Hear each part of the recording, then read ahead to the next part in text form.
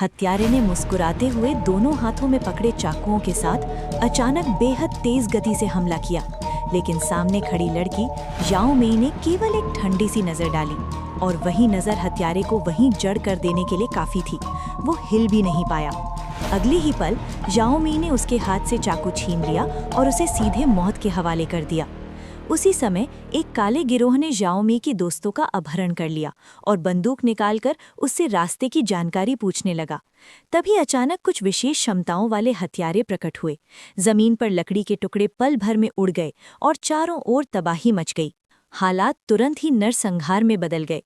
पलक झपकते ही दर्जनों गुंडे मारे जा चुके थे, लेकिन हत्यारों ने ये सब किसी को बचाने के लिए नहीं किया था। वे खुद याओ मेई को मारना चाहते थे। जब याओ मेई गोलियों से बचती हुई वापस लौटी तो उसने दिल तोड़ देने वाला दृश्य देखा। उसके दोस्त पहले ही मारे जा चुके थे।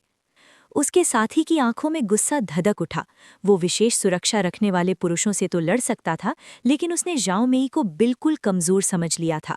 उसे जरा भी अंदाजा नहीं था कि उसने कितनी भयावह शक्ति को नाराज कर दिया है।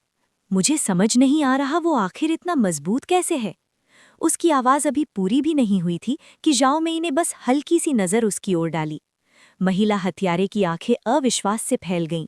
कुछ ही पल पहले वो गुंडों को सब्जी काटने की तरह मार रहा था, लेकिन उसने कभी नहीं सोचा था कि उसके सामने खड़ी ये लड़की उससे भी ज्यादा ताकतवर होगी। अगले ही पल याओ मेई के एक जोरदार प्रहार ने उसे लगभग 200 मीटर दूर फेंक दिया। अब याओ मेई के मन में सिर्फ एक ही इच्छा थी, अपने दो दोस्तों का बदला लेना। वो जमीन पर पड़े गिरोह के सरदार को यातना दे रही थी, चाहती थी कि वो दर्द में तड़प तड़प कर मरे।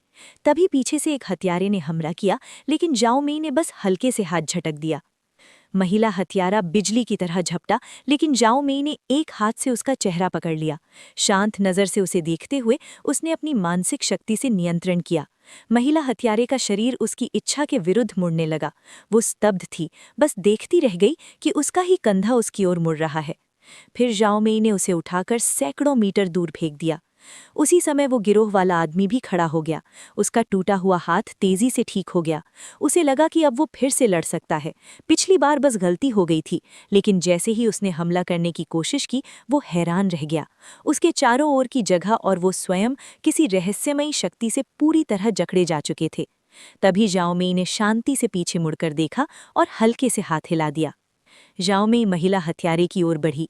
उसकी प्रबल आभा से वो डर के मारे पीछे हटने लगी, लेकिन ठीक उसी क्षण पहली पीढ़ी की चुड़ैल अचानक प्रकट हो गई। याओ मेई, रुक जाओ, अब जरा शांत होकर बात करें।